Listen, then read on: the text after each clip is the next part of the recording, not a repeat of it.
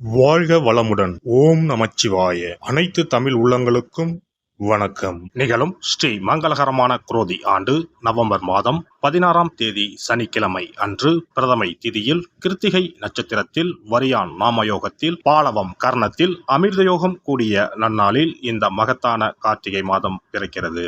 கார்த்திகை மாதம் என்றாலே ஐயப்பனுக்கு விரதம் ஆரம்பிக்கக்கூடிய காலகட்டம் ஆகும். மற்ற எந்த மாதத்திற்கும் இல்லாத தனிச்சிறப்பு கார்த்திகை மாதத்திற்கு உண்டு. இந்த கார்த்திகை மாதத்தில்தான் மழை, வெயில், பனி ஆகிய அனைத்தும் கலந்த காலநிலை நிலவும். கார்த்திகை மாதத்தில் கார்த்திகை தீபம், சோமவார விரதம், உமா மகேஸ்வர விரதம், கார்த்திகை ஞாயிறு விரதம், கார்த்திகை விரதம், விநாயகர் சஷ்டி விரதம், முடவன் முழுக்கு, கார்த்திகை மாத வளர்பிறை, துவாதசி, துளசி கல்யாணம் போன்ற வழிபாடுகள் மேற்கொள்ளப்படுகின்றன. சூரிய பகவான் விருச்சிக ராசியில் சஞ்சரிக்கக்கூடிய கார்த்திகை மாதத்தில் சூரிய புதன் சேர்க்கையால் புதாதித்ய ராஜயோகமும், சூரியன் குரு எதிரெதிர் ஸ்தானத்தில் சஞ்சரிக்கும் போது சம சப்தம யோகமும், சூரியனுக்கு தனஸ்தானத்தில் சுக்கிரனின் அமைப்பால் வேசி யோகமும் உருவாகிறது. இந்த கிரக அமைப்பினால் உங்கள் ராசிக்கு இம்மாதம் ஏற்படும் சுபம் மற்றும் அசுப பலன்கள் என்ன என்பதனையும், அசுப பலன் ஏற்படுமாயின் ராசிக்காரர்கள் செய்ய வேண்டிய பரிகாரம் என்ன, வழிபட வேண்டிய தெய்வம் யார் என்பதனை பற்றியும் விரிவாக காண்போம். பிறக்கப் போகும் இம்மாதத்தில் உங்கள் வாழ்வில் வளமும் நலமும் செல்வ செழிப்பும் பெற்று வாழ்வில் உயரிய நிலையை அடைய எல்லாம் வல்ல எம்பெருமானை வேண்டி விரும்பி கேட்டுக்கொள்கிறேன். மேசராசி அன்பர்களே, இந்த மாதம் எல்லா காரியங்களும் அனுகூலமாகும். முக்கிய நபர்களின் சந்திப்பும் அவர்களால் உதவியும் கிடைக்கும். உடல் ஆரோக்கியம் பெறும். மனதில் தைரியம் கூடும். சுய நம்பிக்கை உண்டாகும். எடுத்த காரியங்களை செய்து முடிப்பதில் எதிர்பாராத திருப்பங்கள் ஏற்படும். தொழில் வியாபாரத்தில் முன்னேற்றமான வாய்ப்புகள் எதிரில் வந்து தோன்றும். வியாபாரம் தொடர்பான செலவுகள் கூடும். உத்தியோகத்தில் இருப்பவர்களுக்கு முக்கிய பொறுப்பு கிடைக்கலாம். செயல்திறன் அதிகரிக்கும். குடும்பத்தில் சந்தோஷம் உண்டாகும். பிரிந்து சென்ற குடும்ப உறுப்பினர் மீண்டும் வந்து சேரலாம். கணவன் மனைவிக்கு இடையே இருந்த மனஸ்தாபங்கள் நீங்கும். பிள்ளைகள் கல்வி பற்றிய சிந்தனைகள் அதிகரிக்கும். உறவினர்கள் மத்தியில் மரியாதை கூடும். பெண்களுக்கு எதிர்பாராத சந்திப்புகள் உண்டாகும். திடீர் செலவு உண்டாகலாம். கவனம் தேவை. முக்கிய பொறுப்புகள் கிடைக்கக்கூடும். மாணவர்களுக்கு கல்வியில் திருப்தியான நிலை காணப்படும். தன்னம்பிக்கை அதிகரிக்கும்.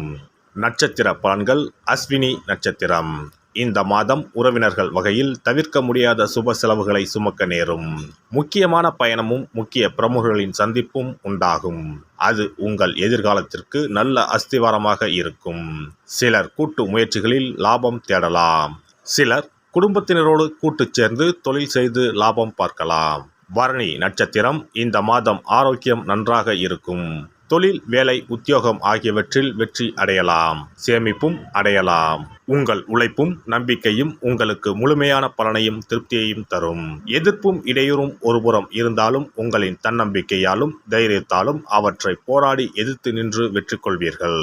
கார்த்திகை நட்சத்திரம். இந்த மாதம் கடமைகளை காப்பாற்றுவீர்கள். பொருளாதாரத்தில் பிரச்சனை இருக்காது என்றாலும் வைத்திய செலவும் அல்லது வீண் விரய செலவும் தவிர்க்க முடியாததாக இருக்கும். அதனால் சில சமயம் விரக்தி ஏற்படலாம். மனதில் ஆறுதலும் நம்பிக்கையும் உண்டாகும். தொழில், வியாபாரம், உத்தியோகத்தில் பிரச்சனைகள் எதுவும் இருக்காது. சுவாமிமலை முருகனை வணங்கி வர காரிய வெற்றி உண்டாகும். கவலைகள் தீரும். கந்த சஷ்டி விரதம் இருந்து முருகனை வணங்க பிரச்சனைகள் குறையும். மனதில் அமைதி உண்டாகும். சிறப்பு தொகுப்பு. கண் திருஷ்டிகள் அகன்று தடைப்பட்டு கொண்டிருக்கும் காரியங்கள் நிறைவேற செய்ய வேண்டிய பரிகாரம் என்ன என்பதனை பற்றி காண்போம். வாழ்க்கையில் நல்ல நிலையில் இருந்தவர்கள் கூட திடீரென்று பொருளாதாரம் இழந்து மன கஷ்டங்களுடன் வாழும் நிலை ஏற்படும்.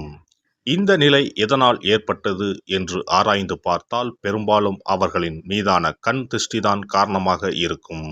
கல்லடி பட்டாலும் கண்ணடி படக்கூடாது என்று சொல்வார்கள் அல்லவா? அது உண்மைதான். இது போன்ற பிறரின் பொறாமை கொண்ட கண் திருஷ்டியினால் பலரின் வாழ்க்கை சிரமத்திற்கு ஆளாக நேரிடும். இது போன்ற கண் திருஷ்டிகளிலிருந்து எப்படி தப்பிப்பது? இருக்கவே இருக்கிறது எளிதாக கிடைக்கும் ஊமத்தஞ்செடி.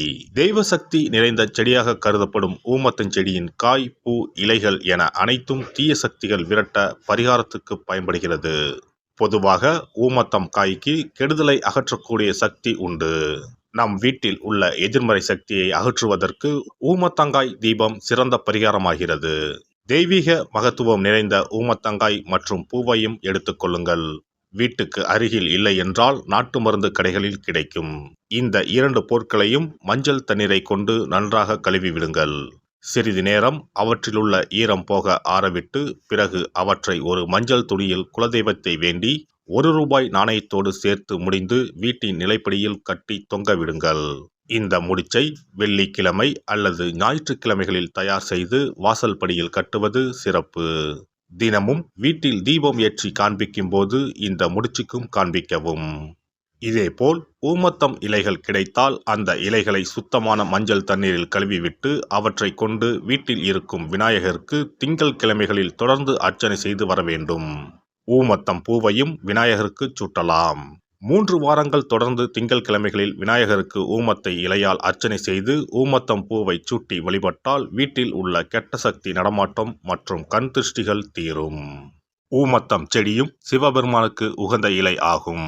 இந்த ஊமத்தங்காய் வைத்து சிவபெருமானுக்கு தீபம் ஏற்றி வழிபடுவதன் மூலம் நமது பிரச்சனைகளில் இருந்து எளிதாக விடுபட முடியும். முதலில் 2 ஊமத்தங்காய்களை எடுத்துக்கொள்ள வேண்டும். அவற்றின் மீது முட்கள் இருப்பதால் மிகவும் கவனமாக கையாள வேண்டும். ஊமத்தங்காயின் காம்பு பகுதிகளை வெட்டி கொண்டு கத்தியை பயன்படுத்தி ஊமத்தங்காயின் உள்ளே இருக்கும் விதை பகுதியை முழுவதுமாக நீக்கிவிட வேண்டும். பின்னர் 2 அகல் விளக்குகள் மற்றும் விளக்கு வைப்பதற்கான 2 தட்டுகளை எடுத்து சுத்தம் செய்து அவற்றிற்கு மஞ்சள் குங்குமம் போட்டு வைத்துக் கொள்ள வேண்டும். பின்னர் 2 தட்டின் மீதும் ஒவ்வொரு அகல் விளக்கை வைத்துக் கொள்ள வேண்டும். அதன் பிறகு எப்போதும் பூஜை செய்வதற்கு வைப்பது போன்ற வெத்தலைப்பாக்கு, பழம் போன்றவற்றை வைத்துவிட்டு 2 விளக்குகளையும் ஏற்றி சிவபெருமானை மனதார வேண்டிக் கொள்ள வேண்டும். எனக்கு இருக்கும் பிரச்சனைகள் அனைத்தும் தீர்ந்து இன்பமான வாழ்க்கை கிடைக்க வேண்டும் என வேண்டிக் கொள்ள வேண்டும். இந்த பூஜையை வெள்ளிக்கிழமை அன்று தொடங்கினால் தொடர்ந்து 9 வெள்ளிக்கிழமைகள் செய்ய வேண்டும். ஊமத்தங்காயின் மீது எவ்வாறு முட்கள் இருக்கிறதோ அதுபோல நமது வாழ்க்கையில் இருக்கும் முட்கள் போன்ற பிரச்சனைகளை அவை தீர்த்து வைக்கின்றன. இந்த பூஜையை நாம் தொடர்ந்து செய்து வருவதால் நம் மீது இருக்கும் கண் திருஷ்டிகள் அகன்றுவிடும். தீராத துயரங்கள் தீர்ந்துவிடும். பணம் நகை நம்மிடம் பெருகி வரும். சிலருக்கு கையில் சுத்தமாக பணம் இருக்காது. வறுமை தாண்டவமாடும். கடன் தொல்லையால் கஷ்டப்படுவார்கள். பண பிரச்சனையில் சிக்கி கொண்டிருப்பவர்கள் இந்த தீபத்தை ஏற்றினால் 3 வாரங்களில் நல்ல பலனை பெற முடியும். தொழிலில் நல்ல முன்னேற்றம் இருக்கும். கடன் பிரச்சனைகள் தீரும். உறவினர்களிடையே பகைமை இருந்தால் அவையும் மறைந்துவிடும். நோய்வாய் உள்ளவர்கள் இந்த தீபத்தை ஏற்றுவதன் மூலம் நல்ல பலனை பெற முடியும். பொதுவாகவே எந்த பரிகாரம் என்றாலும் அதை முழு நம்பிக்கையுடன் செய்தால் மட்டுமே முழு பலன் கிடைக்கும் என்பதை நினைவில் கொள்ளுங்கள். எல்லாம் வல்ல இறையருளால் நீங்களும் உங்கள் அன்பு குடும்பமும் உடல் நலம், நீலாயுள், நிறை செல்வம், உயர் புகழ், மெய்ஞானம் ஓங்கி வாழ்க வளமுடன். இந்த வீடியோ பதிவு உங்களுக்கு பிடித்திருந்தால் லைக் பண்ணுங்க, கமெண்ட் பண்ணுங்க, ஷேர் பண்ணுங்க. மறக்காம சப்ஸ்கிரைப் பண்ணுங்க. பக்கத்துல இருக்கிற பெல் பட்டனை கிளிக் பண்ணுங்க. நன்றி, வணக்கம். ஓம் நமச்சிவாய. சிவாய நம.